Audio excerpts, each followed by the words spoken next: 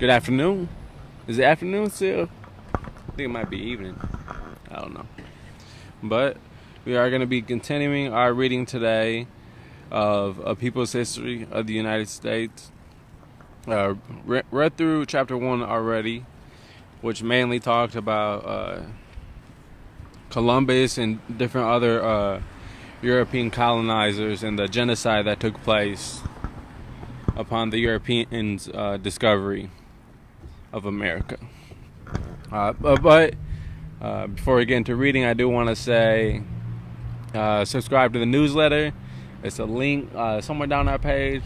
It's a link to subscribe to the newsletter. I had a new newsletter out on Monday, every Monday. And also subscribe to our podcast. Got a new podcast episode coming out every Thursday and Sunday, I believe. It's Thursday and Sunday. And earlier today, we did see an individual who has been more active in this space was banned from City Hall property due to chalking on City Hall property.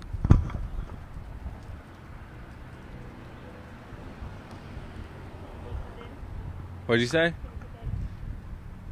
Oh, what is I? Okay. I'm just trying to. Okay.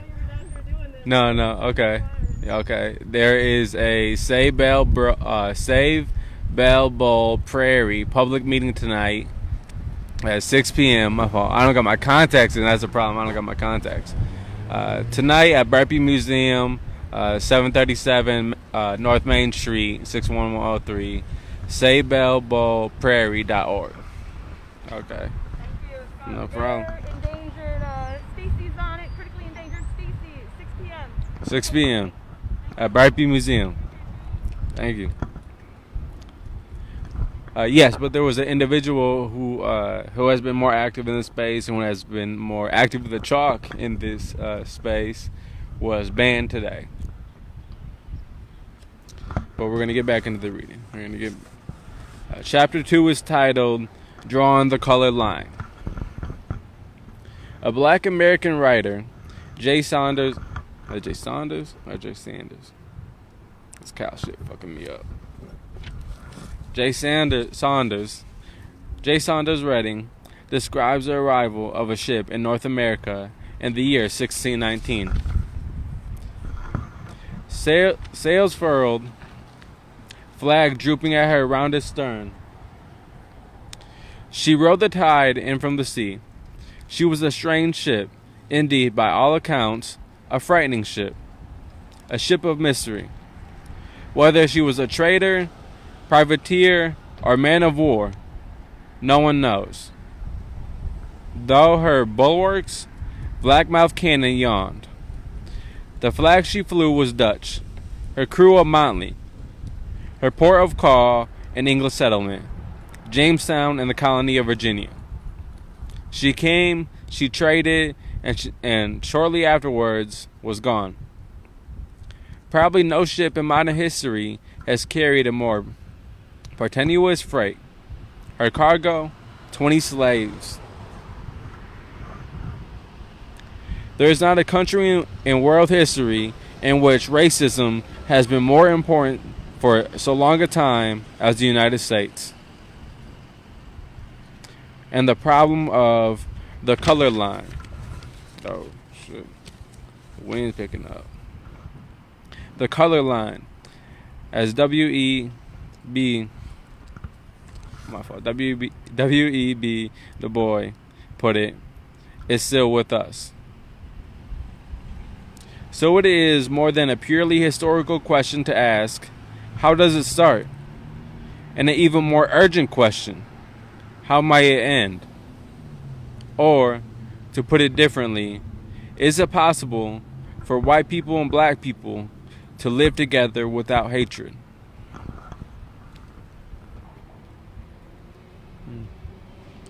If history can help answer these questions, then the beginnings of slavery in North America, a continent where we can trace the coming of the first whites and the first black people, might supply at least a few clues. Some historians think the first black people in Virginia were considered as servants, like the white indentured servants brought from Europe. But the strong probability is, even if they were listed as servants, a more familiar category to the English, they were viewed as being different from white servants, were treated differently, and in fact were slaves.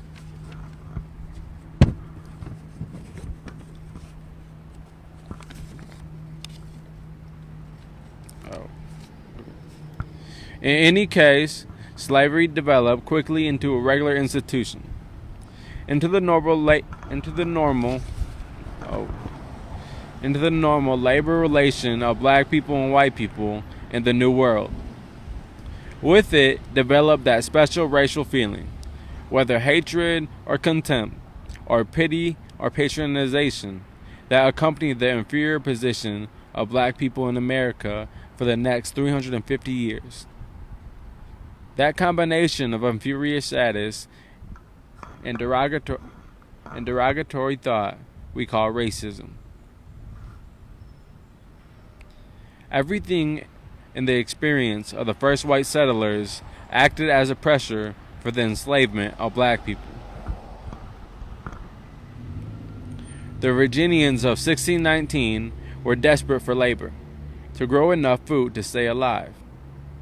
Among them were survivors from the winter of 1609 and 1610, the starving time, when, crazed for want of food, they roamed the woods for nuts and berries, dug up graves to eat corpses, and died in batches until 500 colonists were reduced to 60. In the journals of the House of Burgess of Virginia is a document of 1619 which tells of the first 12 years of the Jamestown colony. The first settlement had a few hundred people who had one small ladle of barley per meal. When more people arrived, there was even less food.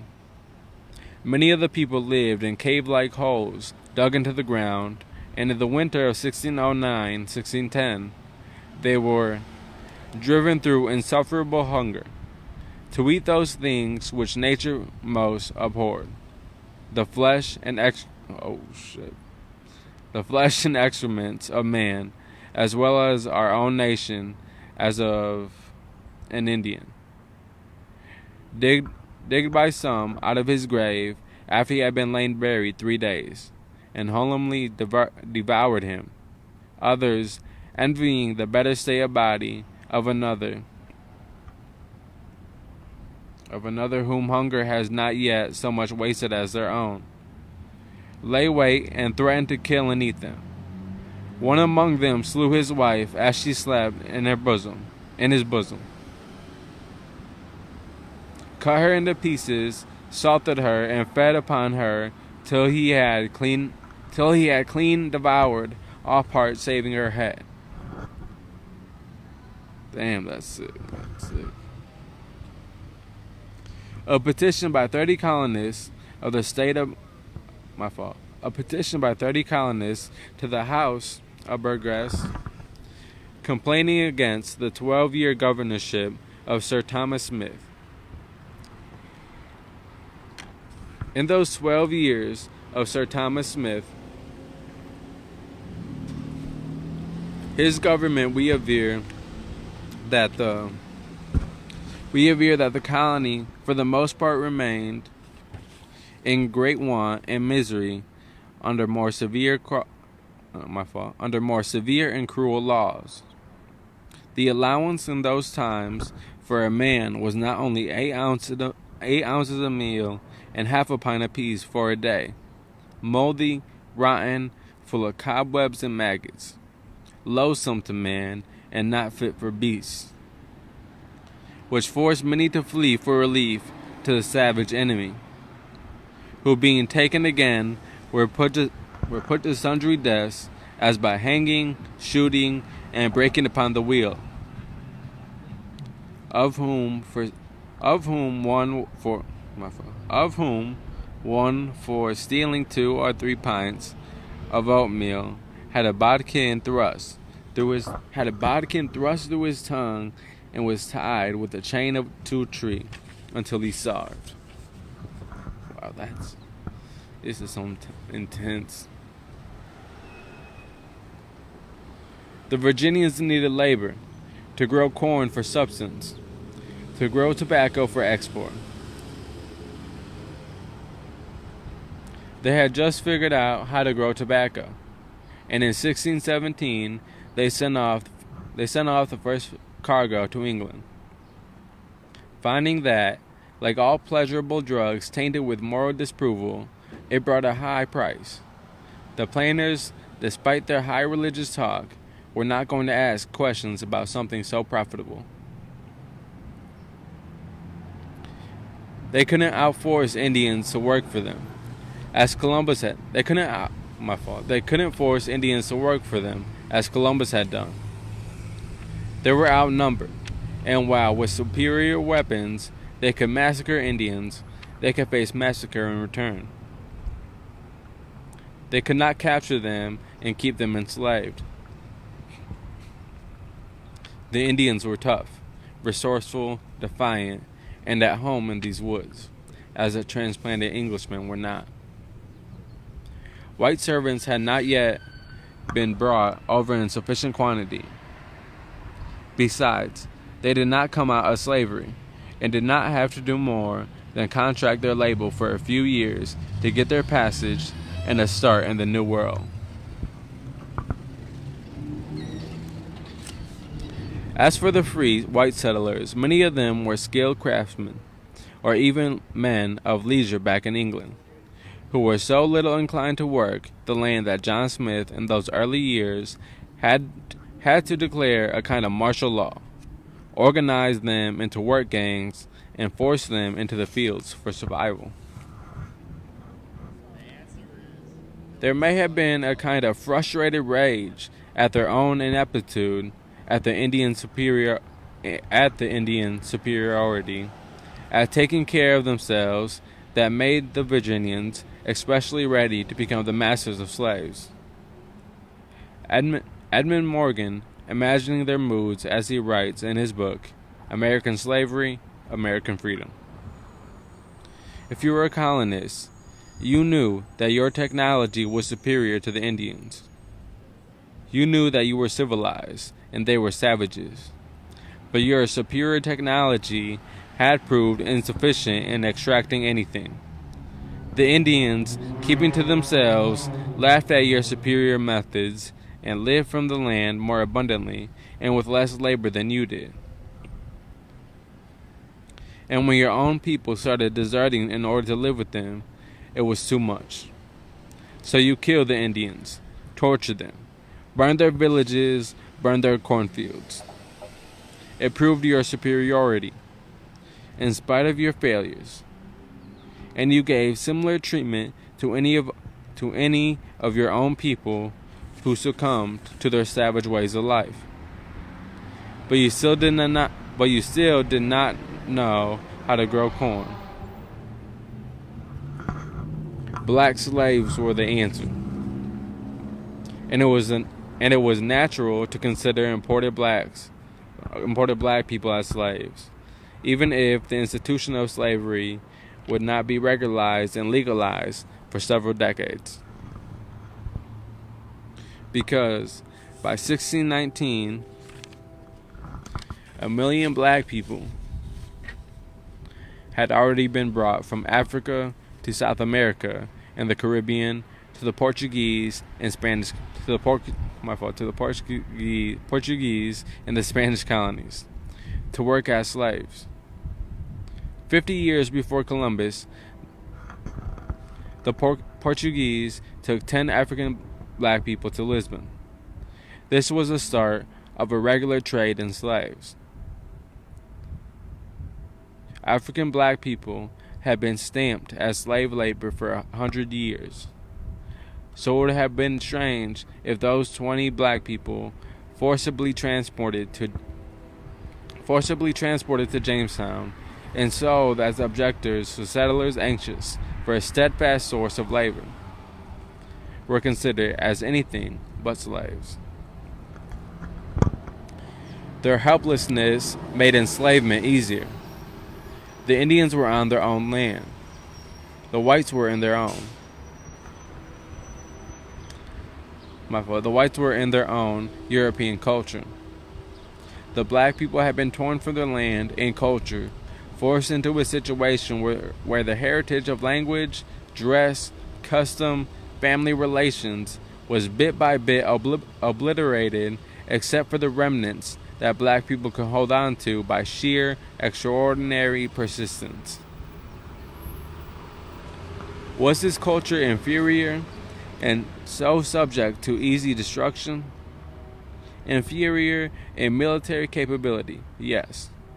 Vulnerable to white people with guns and ships,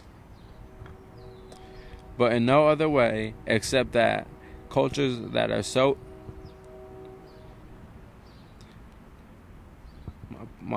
but in no other way except that cultures that are different are often taken as inferior, especially when a judgment is practical and profitable. Even military, while the Westerners could secure forts on the African coast, they were unable to subdue the interior and had to come to terms with its chief. The African civilization was as advanced in its own way as that of Europe. In certain ways, it was more admirable. But it also included cruelty. But it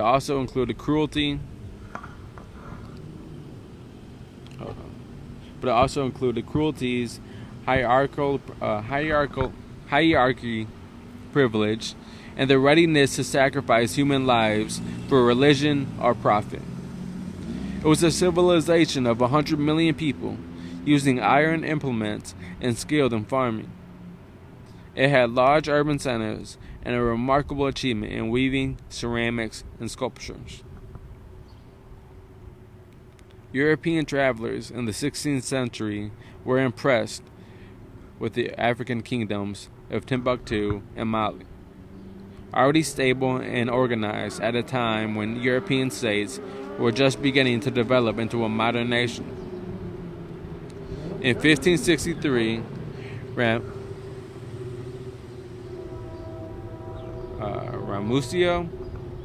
Ramusio, secretary to the rulers in Venice, wrote to the Italian merchants, "Let them go and do business with the king of Timbuktu and Mali, and there is no doubt that they will be well received there with their ships and their goods, and treated well, and granted the favors that they ask."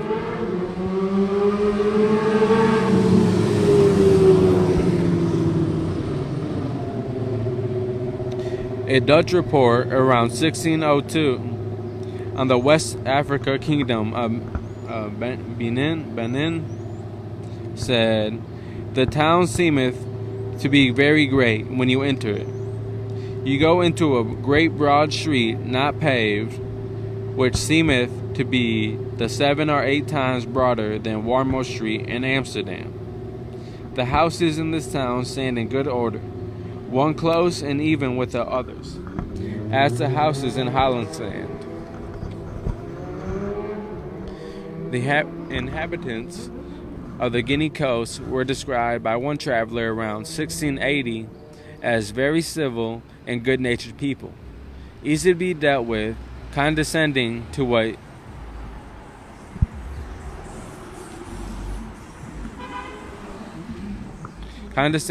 Europeans require of them in a civil way, and very ready to return double the presents we make them." Africa had a kind of feudalism, like Europe, based on agriculture and within hierarchies of lord and vassals. But African feudalism did not come, as Europe's did, out of slave societies of Greece and Rome, which had destroyed ancient tribal life. In Africa, tribal life was still powerful, and some of its better features, a communal spirit, more kindness in law and punishment, still existed. And because the lords did not have the weapons that European lords had,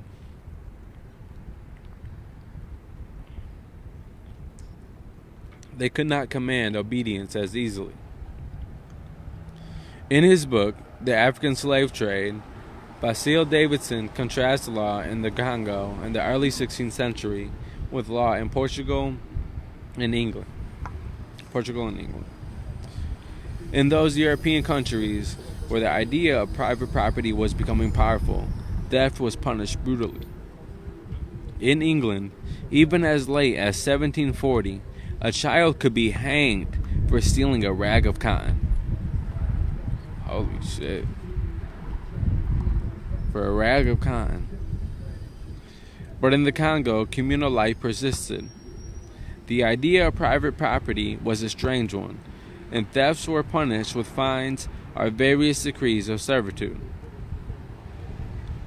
A Congolese leader told of the Portuguese legal codes, asked the Portuguese once teasingly, "What is the penalty in Portugal for anyone who puts his feet on the ground?"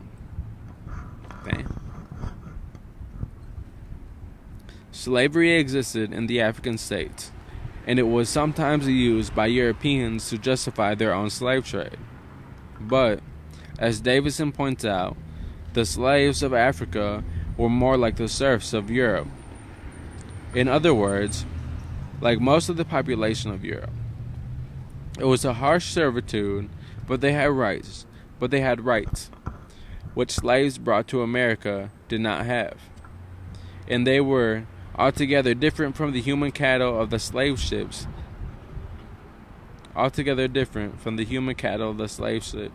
in the American plantations. In the Ashanti Kingdom of West Africa, one observer noted that a slave might marry, own property, himself own a slave, swear an oath, be a competent witness, and ultimately become heir to his master. An Ashanti slave, 9 cases out of 10, possibly became an adopted member of the family, and in time his descendants so merged and intermarried with the owner's kinsmen that only a few would know their origin. One slave trader, John Newton,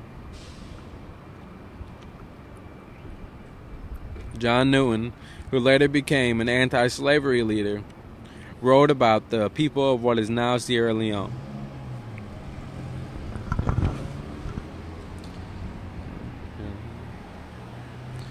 The state of slavery among these wild barbarous people, as we esteem them, is much milder than in our colonies.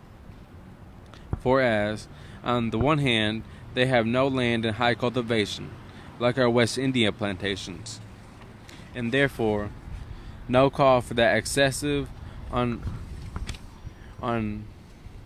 intermediate labor which exhausts our slaves.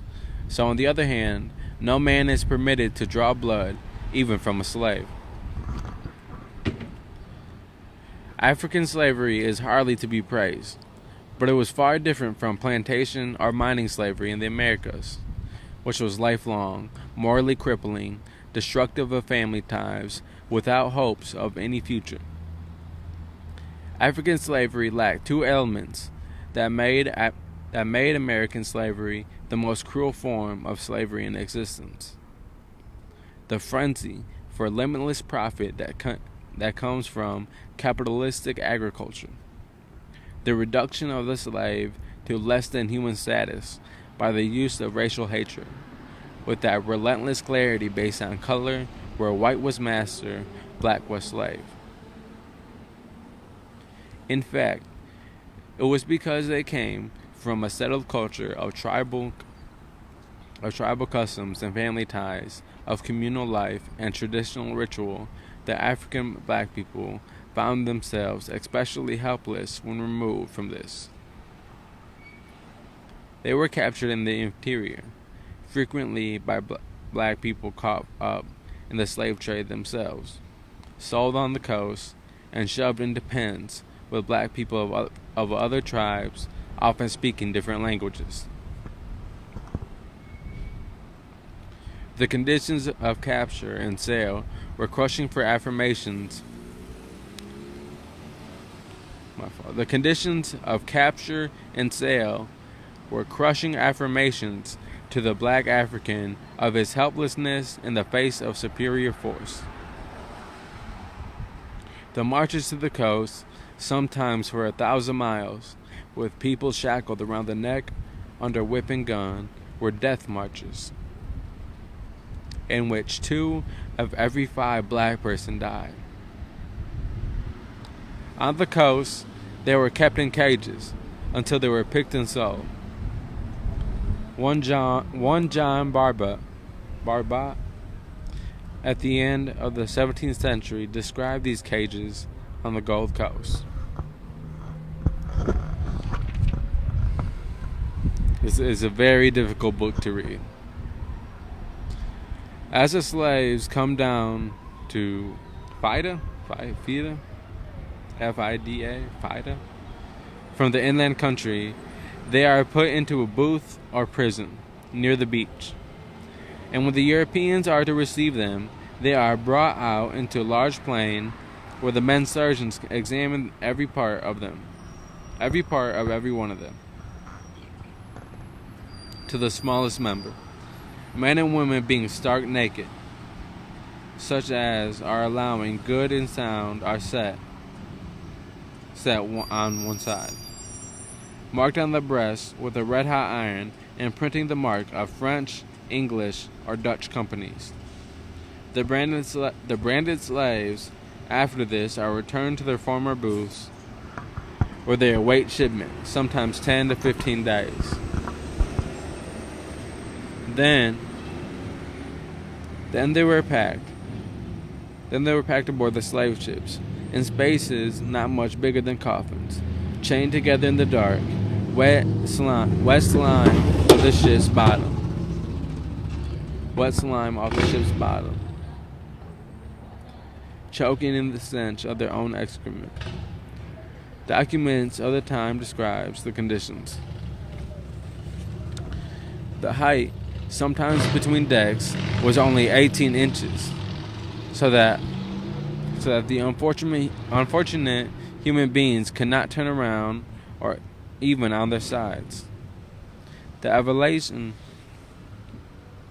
being less than the breadth of their shoulders, and here they are, usually chained to the decks by the necks and leg. In such a place, the sense of misery and suffocation is so great that the Africans are driven to a frenzy. On one occasion, hearing a great noise from below decks, where the black people were chained together, the sailors opened the hatches, and found the slaves in different stages of suffocation. Many dead, some having killed others in desperate attempts to breathe. Slaves often jumped overboard to drown rather than continue their suffering. To one observer, a slave deck was so covered with blood and mucus that it resembled a slaughterhouse.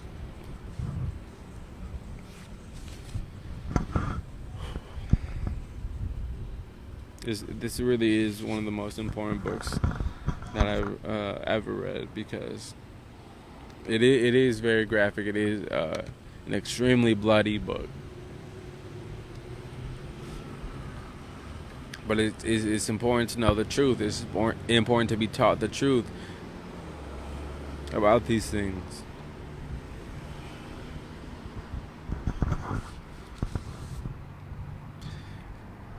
That's the problem. Really, one of the biggest problems I feel like I have with people that come out as agitators and different things.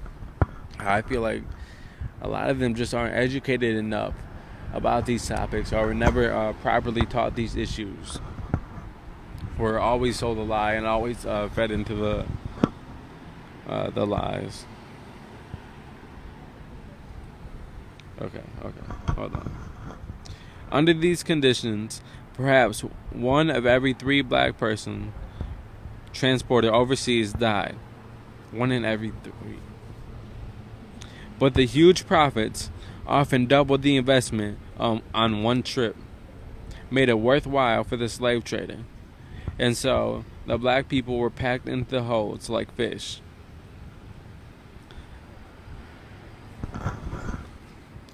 First the Dutch, then the English dominated the slave trade. By 1795, Liverpool had more than 100 ships carrying slaves and accounted for half of all of the European slave trade. Some Americans in New England entered the business. And in 1637, the first American slave ship, the Desire, sailed from Marblehead. Its holds were partitioned into racks, 2 feet by 6 feet, with leg irons and bars. In 1800, 10 to 15 million black people had been transported as slaves to the Americas, representing perhaps 1/3 of those originally seized in Africa. It is roughly estimated that Africa lost 50 million beings to death and slavery in those centuries we call the beginning of modern Western civilization, at the hands of slave traders and plantation owners in Western Europe and America, the countries deemed the most advanced in the world. In the year 1610, a Catholic priest in the Americas named Father Sandoval wrote back to a church functionary in Europe to ask if the capture, transport, and the enslavement of African black people was legal by church doctrine. A letter dated back March 12, 1610, from Brother Louis Brand. There's actually A in here throwing me off. Brandon? I'm just going to go Brandon. To Father Sandoval, give us the answer. Your Reverence writes me that you would like to know whether the Africans who are sent to your parts have been legally captured. To this I reply that I think your Reverence should have no scruples on this point, because this is a matter which has been questioned by the Board of Conscience in Lisbon, and all its members are learned and conscientious men. Nor did the bishops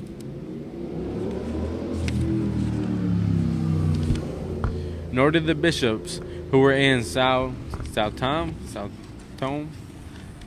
Cape Verde,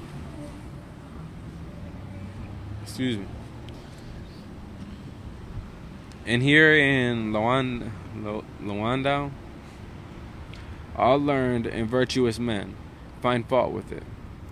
We have been here ourselves for 40 years, and there have been many among us,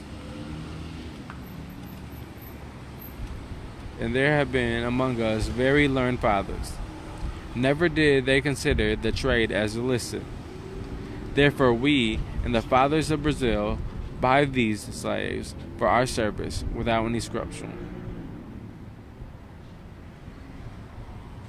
Charges. With all of this, the desperation of the Jamestown settlers for labor,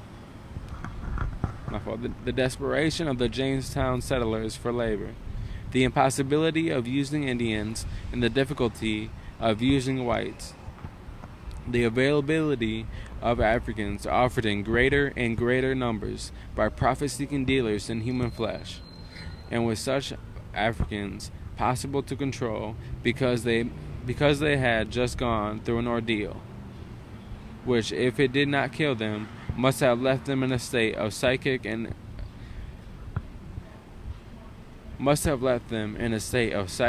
physical helplessness.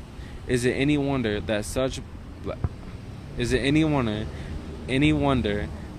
Africans were ripe for enslavement? And under these conditions, even if some Africans might have been considered servants, would Africans be treated the same as white servants. The evidence from the court records of colonial Virginia shows that in 1630, a white man named Hugh Davis was ordered to be soundly whipped for abusing himself by defiling his body and lying with an African. 10 years later, 6 servants and an African of Mr. Reynolds started to run away. While the white people received lighter sentences, Emmanuel the African, Emmanuel the African, to receive 30 stripes and to be burnt in the cheek with the letter R, and to work in shackle 1 year or more, as his master shall see cause.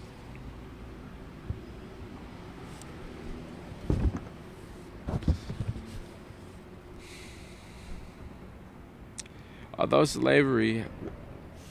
slavery was not yet regularized or legalized in those first years, the lists of servants show black people listed separately. A law passed in 1639 decreed that all persons except Africans were to get arms and ammunition, probably to fight off Indians. When in 1640, 3 servants tried to run away, the 2 whites were punished with a lengthening of their service. But as the courts put it, the third being an African named John Punch shall serve his master or his assigns for the period of his natural life. Also in 1640, we have the case of an African woman servant who begot a child by Robert Sweat, a white man. My fault, not a wet man. A white man, my fault. The court ruled that the said African woman shall be whipped at the whipping post, and the said Sweat shall tomorrow in the forenoon do public penance for his offenses at James City Church. This unequal treatment, this developing combination of contempt and oppression, feeling and action, which we call racism, was this the result of a natural antipathy of white against black? The question is important, not just as a matter of historical accuracy, but because any emphasis on natural racism lightens the responsibility of the social system. If racism can't be shown to be natural, then it is a result of certain conditions, and we are impelled to eliminate those conditions. We have no way of testing the behavior of white people and black people toward one another under favorable conditions. With no history of subordination, no money incentive for exploitation and enslavement, no desperation for survival requiring forced labor. And the condition for black and white in the 17th century, America was the opposite of that.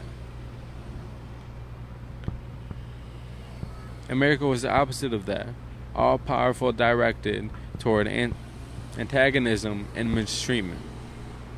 Under such conditions, even the slightest display of humanity between the races might be considered evidence of a basic human drive toward community.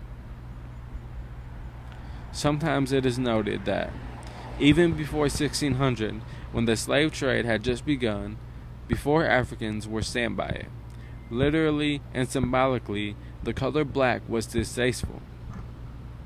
In England, before 1600, it meant, according to the Oxford English Dictionary, deeply stained with dirt, soiled, dirty, foul, having dark or deadly purposes, malignant, pertaining to or involving death, deadly, baneful, disastrous, sinister, foul, innocuous,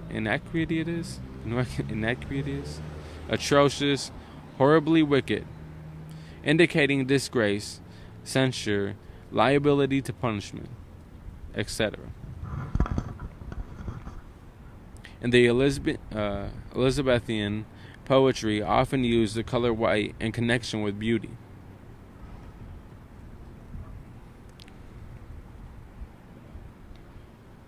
It may be that in the absence of any other overriding factor, darkness and blackness associated with night and unknown would take on those meanings. But the presence of another human being is a powerful fact. And the conditions of that presence are crucial in determining whether an initial prejudice against a mere color divorced from humankind is turned into brutality and hatred. In spite of such preconceptions about blackness, in spite of special subordination of Africans in the Americas in the 17th century, there is evidence that there were white people and black people found themselves with common problems, common work, common enemy and their master. They behaved towards one another as equals. As one scholar of slavery, Kenneth Stamp, has put it, Africans and the white servants of the 17th century were remarkably unconcerned about the visible physical differences. Black and white worked together, fraternized together. The very fact that laws had to be passed after a while to prevent such relationships indicates the strength of that tendency. In 1661, a law was passed in Virginia in case any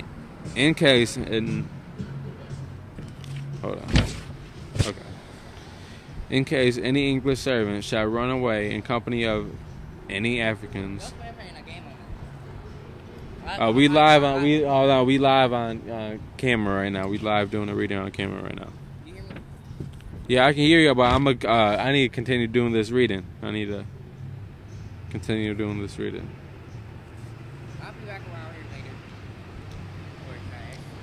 The very fact that laws had to be passed after a while to prevent such relationships indicates the strength of that tendency. Damn, I already read all the way up there. In 1691, Virginia provided for the banishment of any white man or woman being free who shall intermarry with an African or a Indian man or woman bond or free. Trying to see how many pages left in this chapter. Okay, it's only 6 more pages. There is an enormous difference between a feeling of racial strangeness, perhaps fear, and the mass enslavement of millions of black people that took place in the Americas. The transition from one to the other cannot be explained easily by natural tendencies. It is not hard to understand as the outcome of historical conditions. Slavery grew as the plantation system grew. The reason is easily traceable to something other than natural racial repugnance. The number of arriving whites, whether free or indentured servants, under 4 to 7 years contract, was not enough to meet the need of the plantations. By 1700 in Virginia, there were 6,000 slaves, 1/12 of the population. By 1763, there were 170,000 slaves, about half the population. Africans were easier to... This is a quote. It's not a quote. Okay. That's what the book says. This is what the book say then. Africans were easier to enslave than whites or Indians, but they were still not easy to enslave. From the beginning, the imported black men and women resisted their enslavement. Ultimately, their resistance was controlled, and slavery was established for 3 million Africans in the South. Still under the most difficult conditions, under pain of mutilation and death, throughout their 200 years of enslavement in North America, these Afro-Americans continued to rebel. Only occasionally was there an organized insurrection. Fuck the police! More often,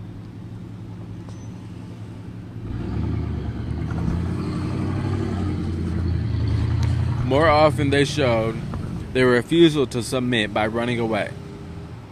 Even more often, they engaged in sabotage, slowdowns, and subtle forms of resistance when asserted, if only to themselves and their brothers and sisters, their dignity as human beings. The refusal began in Africa.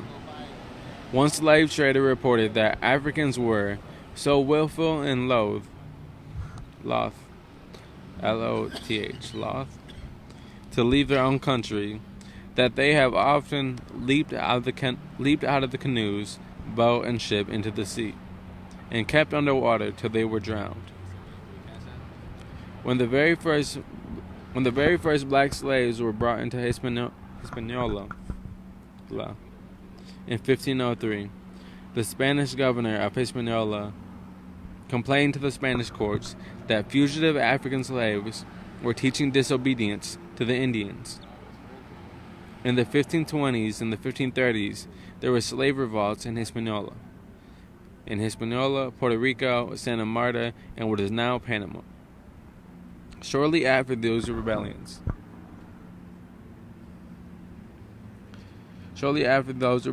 the Spanish established a special police for chasing fugitive slaves. A Virginia statute of 1666. Let's see, but right there is what we mean when we say, when we talk about the roots of policing, the roots of these institutions. It's all rooted in, based off in, and inspired by the same roots that slavery was founded on. This is what we mean by when we say that. Modern day slave catchers. That's how they started. A Virginia statute of 1669 referred to the obstinacy of many of them. And in 1680, the Assembly took note of slave meetings, under the pretense of feasts and brawls, which they considered of dangerous consequence. In 1687, in the colony Northern Neck, a plot was discovered in which slaves planned to kill all the whites in the area and escape during a mass funeral. Gerald Mullen, who studied slave resistance in the 18th century Virginia, in his work Flight and Rebellion, reports, the available sources on slavery in the 18th century Virginia, plantation and county records, the newspaper advertisements for runaways, describe rebellious slaves and a few others. The slaves described were lazy and thieving. They feigned illness, destroyed crops, stores, tools, and sometimes attacked or killed overseers. They operated black markets in stolen goods. Runaways were defined as various types. There were truants, who usually returned voluntarily, outlaws, and slaves who were actually fugitives, men who visited relatives, went to town to pass as free, or tried to escape slavery completely, either by boarding ships and leaving the colony, or banded together in cooperative efforts to establish villages or hideouts in the frontier. The commitment of another type of rebellious slave was total. These men became killers, arsonists, and insurrectionists.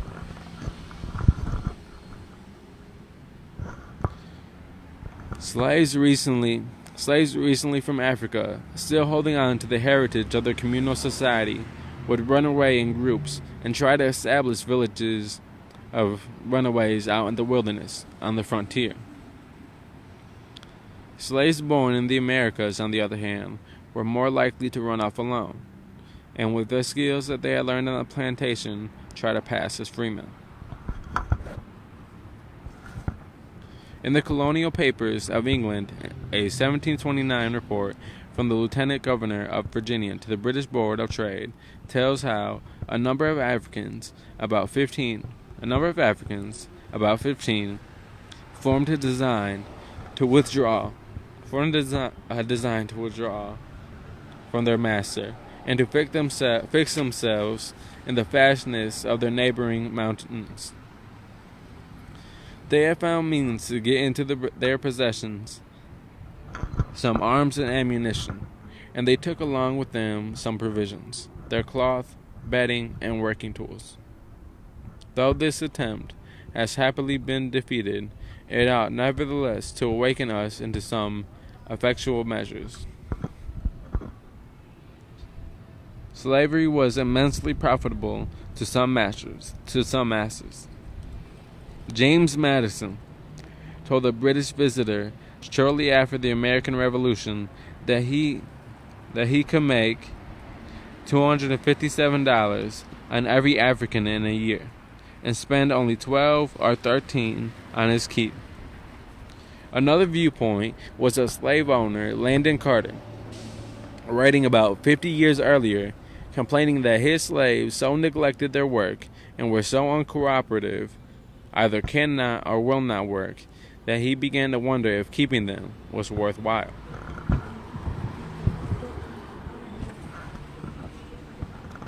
Some historians have painted a picture based on the infrequency of organized rebellions and the ability of the South to maintain slavery for 200 years, of a slave population made submissive by their conditions, with their African heritage destroyed.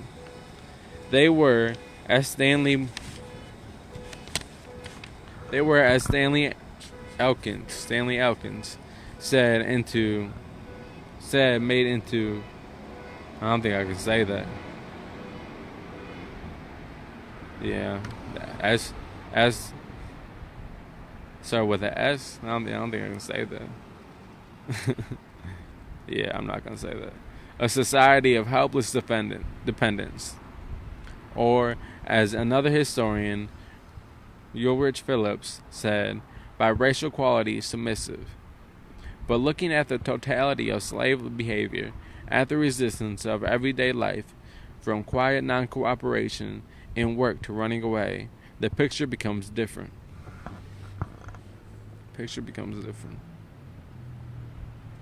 In 1710, warning the Virginia Assembly, Governor Alexander Spotswood said, Freedom wears a cap which can,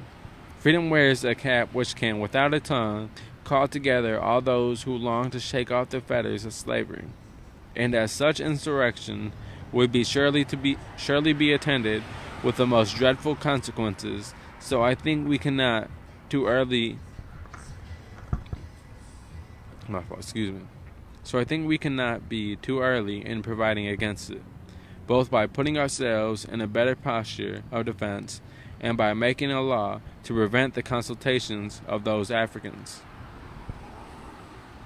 Indeed, considering the harshness of punishment for running away, that so many Africans did run away must be a sign of a powerful rebelliousness.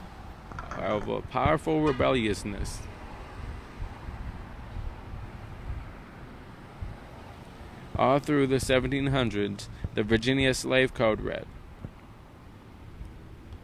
So for an entire century. Whereas many times slaves run away and lie hid and lurking in the swamps, woods, or other obscure places, killing hogs and committing other injuries to the inhabitants. If the slave does not immediately return, anyone whatsoever may kill or destroy such slaves by such ways and means as he shall think fit. If the slave is apprehended, it shall be lawful for the county court to order such punishment for the said slave, either by dismembering or in any other way, as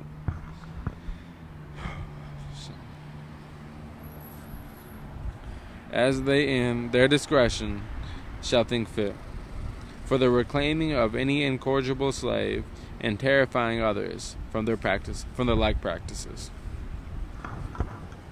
Bullen found newspaper advertisements between 1736 and 1801 for 1,113 and men runaways and 141 women. One consistent reason for running away was to find members of one's family, showing that despite the attempts of the slave system to destroy the family ties by not allowing marriages and by separating families, slaves would face death and mutilation to get together. Mullen found themselves advertising. Oh, my fault. Okay. In Maryland, where slaves were about 1/3 of the population in 1750, slavery had been written into law since the 1660s, and statutes for controlling rebellious slaves were passed. There were cases where the slave women killed their masters, sometimes by poisoning them, sometimes by burning tobacco houses and farms. Punishment ranged from whippings and branding to execution, but the trouble continued. In 1742, 7 slaves were put to death for murdering their masters. Fear of slave revolt seems to have been a permanent fact of plantation life. William Byrd, a wealthy Virginia slave owner, wrote in 1736, "We have already at least 10,000 men of these descendants of Ham." Oh shit, not this curse of Ham thing.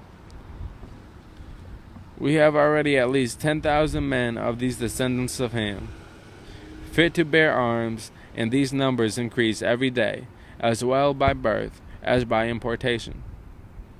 And in case there should arise a man of desperate fortune, he might with more advantage than Catiline kindle a servile war, and tinge our rivers wide as they are with blood." It was an intricate and powerful system of control that the slave owners developed to maintain their labor supply and their way of life. A system both subtle and crude, involving every device that social orders employ for keeping power and wealth where it is. As Kenneth Stamp puts it, "A wise master did not take seriously the belief that Africans were natural-born slaves. He knew better. He knew that Africans freshly imported from Africa had to be broken into bondage, that each succeeding generation had to be carefully trained. This was not an easy task. This was not an easy task for the bondsman, rarely submitted willingly. Moreover, he rarely submitted completely. In most cases, there was no end to the need for control, at least not until old age reduced the slave to a condition of helplessness. The system was so psychological and physical at the same time. The slaves were taught discipline, were impressed again and again with the idea of their own inferiority, to know their place, to see blackness as a sign of subordination, to be awed by the power of the master, to merge their interests with the master's, destroying their own individual needs. To accomplish this, there was the discipline of hard labor, the breakup of the slave family, and the lulling effects of religion, which sometimes led to great mischief, as one slaveholder reported. The creation of disunity among slaves by separating them into field slaves and more privileged house slaves, and finally the power of law and the immediate power of the overseer to invoke whipping, burning, mutilation, and death. Dismemberment was provided for in the Virginia Code of 1705. Maryland passed a law in 1723 providing for cutting off of ears of Africans who struck white people, and that for serious crimes, slaves should be hanged and the body quartered and exposed. Still, rebellions took place. Not many, but enough to create contrast, fear. My fault. But not many, but enough to create constant fear among white planters. The first large-scale revolt in the North American colonies took place in New York, 1712. In New York, slaves were 10% of the population, the highest proportion in the northern states, where economic conditions usually did not require a large number of field slaves. Excuse me. About 25 Africans and 2 Indians set fire to a building, then killed 9 white people who came onto the scene. They were captured by soldiers, put on trial, and 21 were executed. The governor's report to England said some were burnt, others were hanged, one broke on the wheel, and one hung alive in chains to the town. One had been burned over a slow fire for 8 to 10 hours. Holy shit. One had been burned over a slow fire for 8 to 10 hours. All this to serve notice to other slaves. So this is like the death penalty, and how people believe that the death penalty somehow acts as a deterrent to people who commit crimes. A fallacy.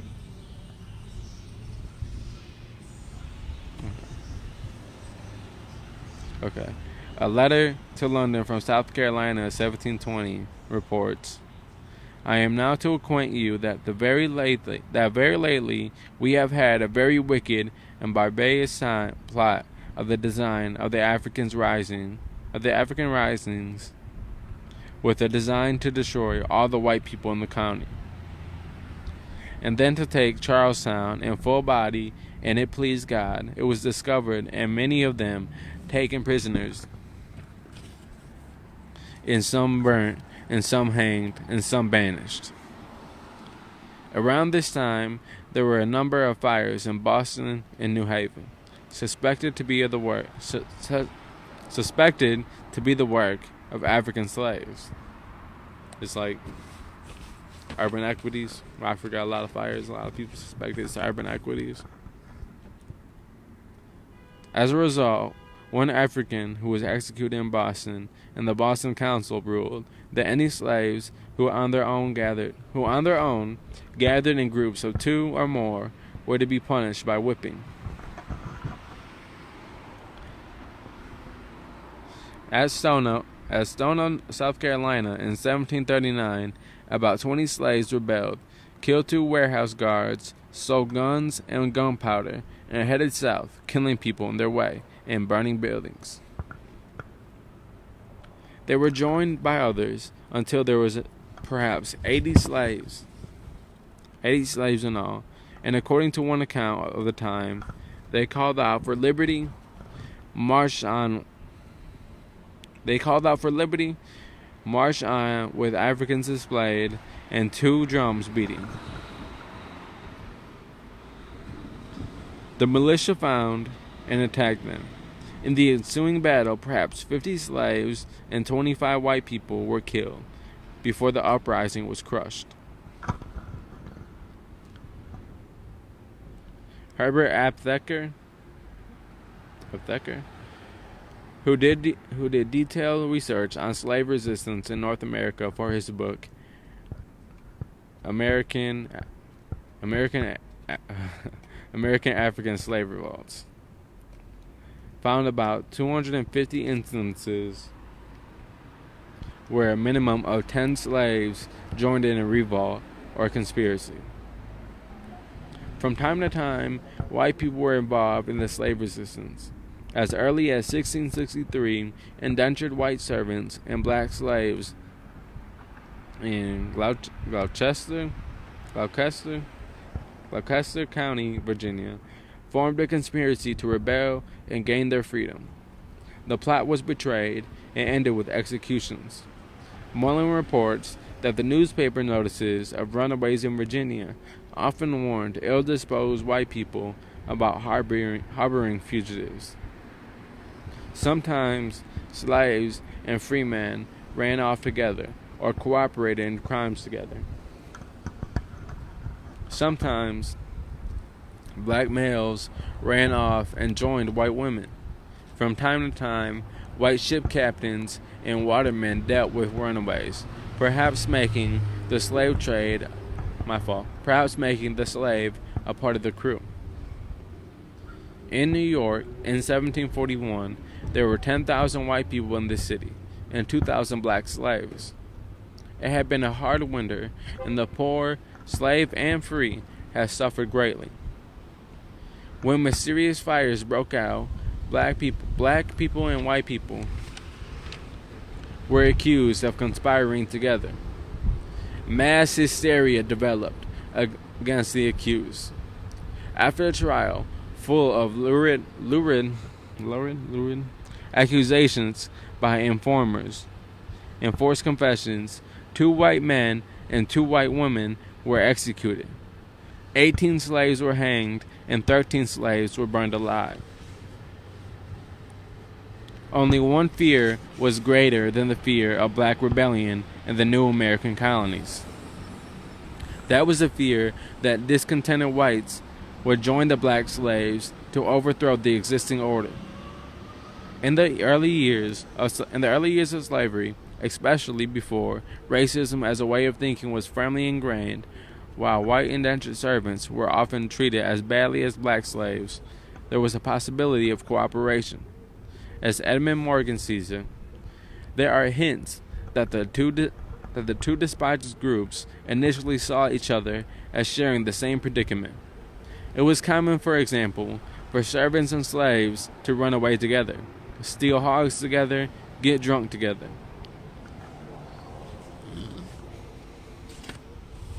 It was not uncommon for them to make love together.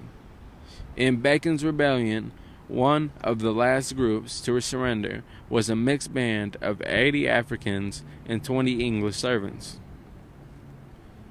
As Morgan says, masters, initially at least, perceived slaves in much the same way that they had perceived servants: shiftless, irresponsible, unfaithful, ungrateful, dishonest. And if the free men with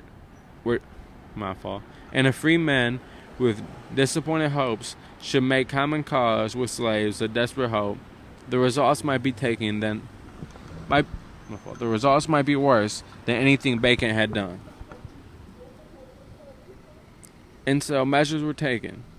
About the same time that slave codes involving discipline and punishment were passed by the Virginia Assembly. Okay, and this is from the slave codes. Virginia's ruling class, having proclaimed that all white men were superior to the black. How did they? Okay, my fault. Virginia's ruling class, having proclaimed that all white men were inferior. My fault. All white men were superior. That's what they believed. To black, went on to offer their social but white inferiors a number of benefits previously denied them.